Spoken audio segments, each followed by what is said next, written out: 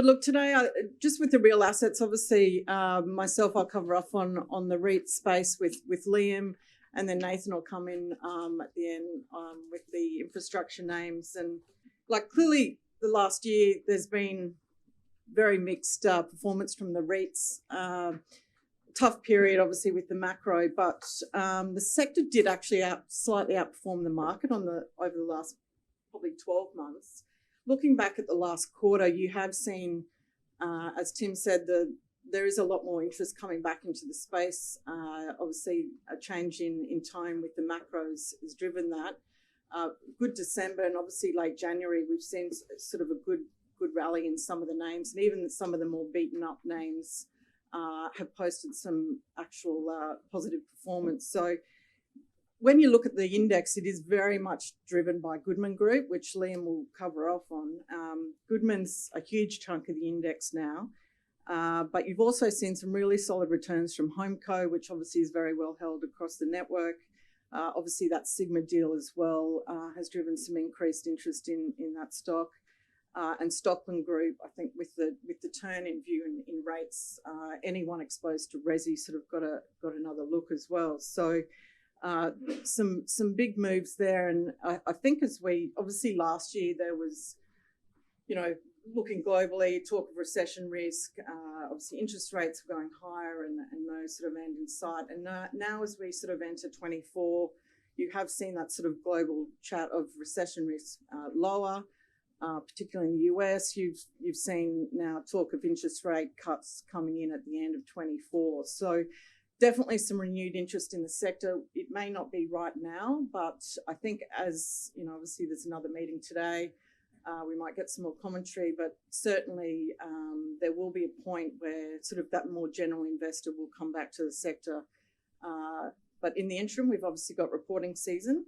I think the other thing that's just recently happened that's probably focused a bit on the sector is some M&A activities creeping back in. You saw BWP Trust propose a merger with Newmark.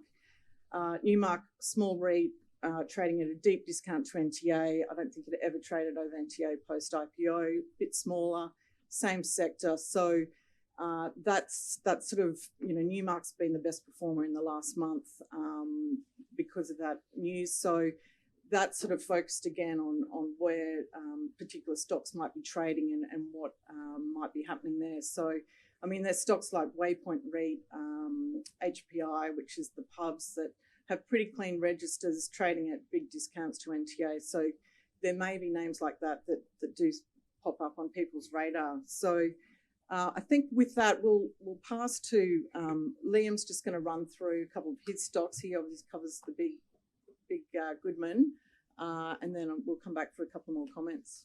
Thanks, Fee. So first off, I just wanted to talk about insolvencies. As you can see here, we've put the data up here, and this is really about construction insolvencies.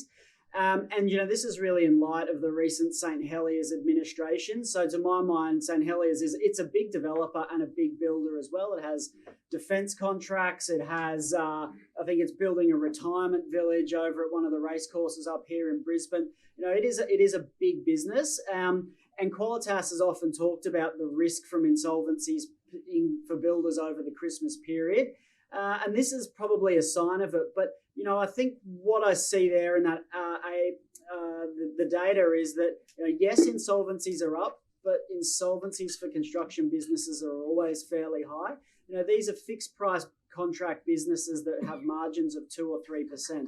So it doesn't need a lot to go against them to be insolvent. And, look, I think that it's actually not a bad outcome, and it probably shows the stabilisation in the industry. And if we just come across here, I wanted to talk about perhaps two charts that point to the broader health of that residential and multi-unit market. A lot's made of the decline in approvals of late, but as you can see there, multi-unit, so apartments in CBDs and the urban fringe, they are sort of hovering around average levels, which is not too bad. And the other sort of index there is the Crane index, and as you can see, Crane volumes are fairly high. Not extraordinarily high, but not the doom and gloom that's perhaps painted in some of the media. So on that note, I'll just turn to my key pick across the space, and that's Qualitas. And as you look across that chart there to the right, it's got an elevated multiple, but it's not alone amongst the peer set.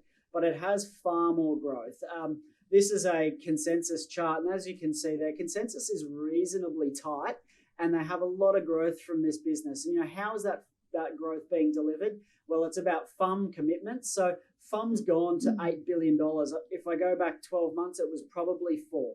The business has made plans to get to 18 billion of FUM by 2028. So from 4 billion to 8 billion to 18 billion. Huge growth. Now, that's FUM commitments. So they go out there like any fund manager and they raise capital commitments from global LPs. They've done a great job of that. The next job is deploying it. And that's where this business could outperform this year in this result.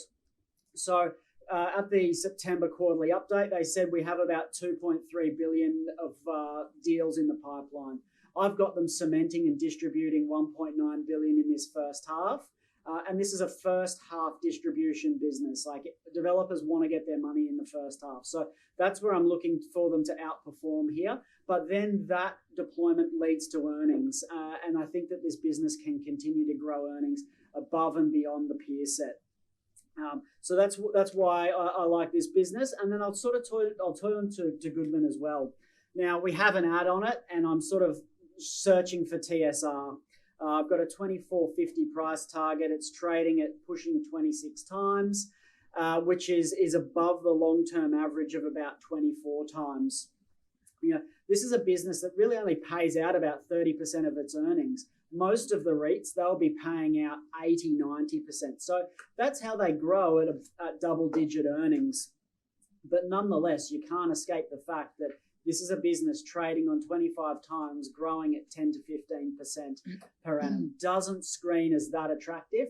So why could it be attractive? They've got $30 to $50 billion of data center pipeline. And globally, data centers are the real estate sector du jour. Everyone wants to be involved in that. And then it sort of concertinas down from there. So given that it's 40-odd% of the index, given it has this exposure to the choice asset class, that's why it's getting a bid. I haven't updated my numbers, just pending the result. Why? Well, I want to see how this $30 to $50 billion pipeline plays out.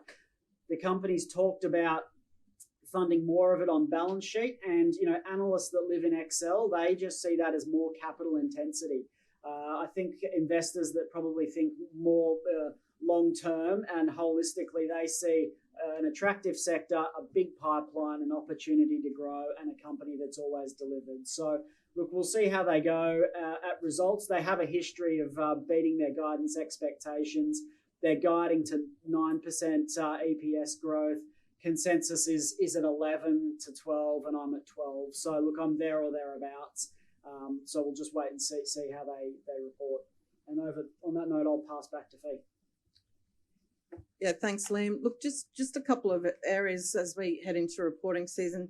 I think most REITs have reiterated guidance at obviously the AGMs late last year or the quarterly trading updates earlier this year. So I don't think we'll see much surprise on near-term guidance, and rates sort of haven't moved, from where most people were assuming. So you've even seen one REIT yesterday sort of tighten guidance range slightly because now they've got some better certainty on rates. So won't be a lot of surprise, I don't think, on the outlook near term. It will still be focused on obviously higher costs, and that obviously is mainly focused on the interest side. You have seen a lot of REITs looking to do asset sales, and there has been quite a few done, even though it sort of activity is still very subdued in the first half. So you have seen a large focus on just ensuring balance sheets remain resilient. So that will continue to be a focus. I think looking ahead, it's where those hedges are rolling, because you are still going to see impacts even if rates get cut. You will still obviously be seeing impacts in FY24 into 25. So that's just something to watch, obviously depending on where things go. But in general, most balance sheets are in a good position.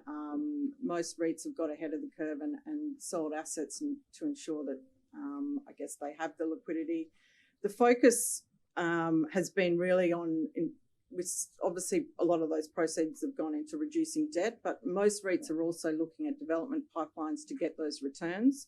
So you have seen funds just deployed to better returning opportunities, and quite a few are taking that approach. So I don't think that will change, and you'll see a bit more commentary around that with the results. So transactional volumes, as I said, have been pretty subdued. Maybe they will pick up as the year sort of goes on, but I know one REIT that sort of is in industrial, obviously one of the strongest sectors, and they sold 2 assets during the half, but it took them nearly a year just to do that. So even if you are selling assets, it's not a quick process. So that's something that we'll continue to work through. I think cap rates, obviously, you've seen some REITs come out with some preliminary revals coming into results. Most of the moves have probably been between sort of, I think National Storage was nil, almost 1 basis point, to probably sort of 30 bips with some of the longer WALE assets. So not many have reported yet, so it's hard to get a clear picture. That's the green, which is this first half, but certainly cap rate expansion will continue to be a theme. I think rental growth is obviously going to offset that, and you have seen that come through, particularly with the industrial guys who are getting very strong releasing spreads.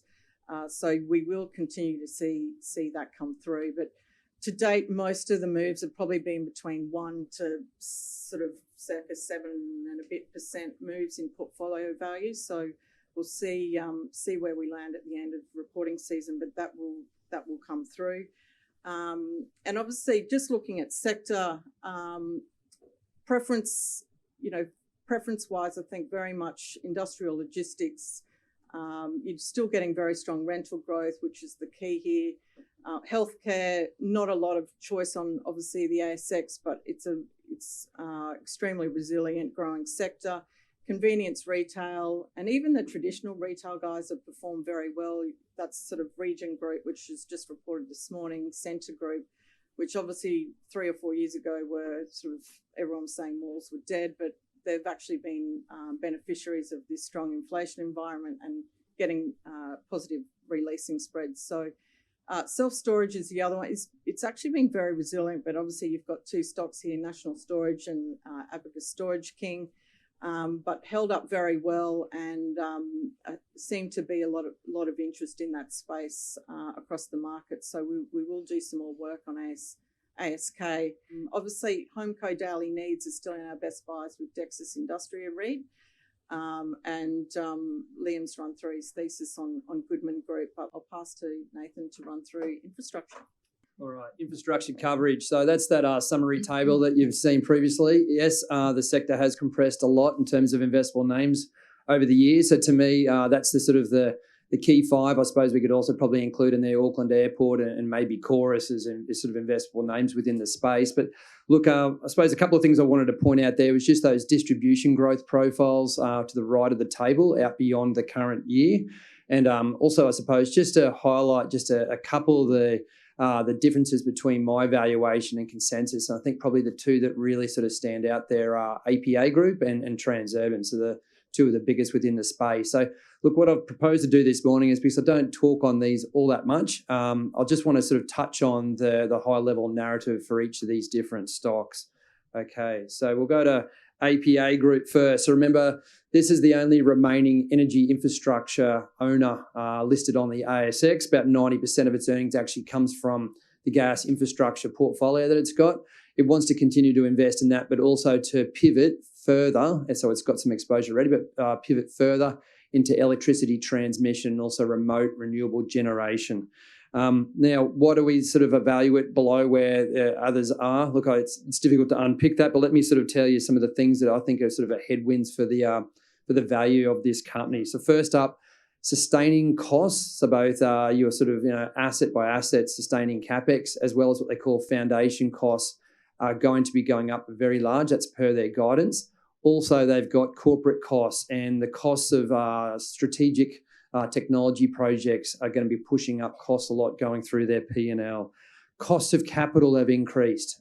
So we saw late last year the cost of one of their major debt issues was quite significantly high. That's locked in for 10 years or more. They've also started to use hybrids within their capital structure, which is a step again in terms of how much those actually cost. Equity pressures also, obviously the share price is down, but notice that for the first time in a long time, DRP has been turned on. They reached for more SPP underneath their recent capital raise. So it all sort of points also towards gearing pressures. The other thing that they haven't been paying a lot of, but will be ramping up quite significantly, is tax. So when we sort of think about the tax losses they've got, they will be getting utilised over coming years. So all these sort of put together a picture of a cash flow profile that is in somewhat constrained, and then the projects they want to invest in, you've got to think about them being multi-year construction phases before they actually get to the earnings. So that puts pressure on their gearing metric. So all in all, I'm thinking that you are going to be getting quite low distribution growth coming out of this business for a number of years. For FY24, the distribution growth is less than 2%, so 1.8. So even though it has these sort of like a portfolio where a lot of its revenues are supposedly CPI linked, it's just not dropping through to the distribution line for investors. Short term, we should be okay in terms of earnings growth, but a lot of that is actually coming through from acquisitions. So that's the Alinta Energy Pilbara portfolio that they bought, as well as the Basslink asset. But, that is acquired growth, not organic.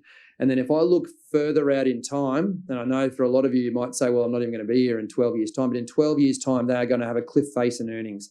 About a third of their current EBITDA will disappear. And within their thinking, that's going to be impacting what they're doing in terms of capital management and the like. So once again, that feeds into that distribution profile going forward. So that's the sort of the high-level narrative on APA.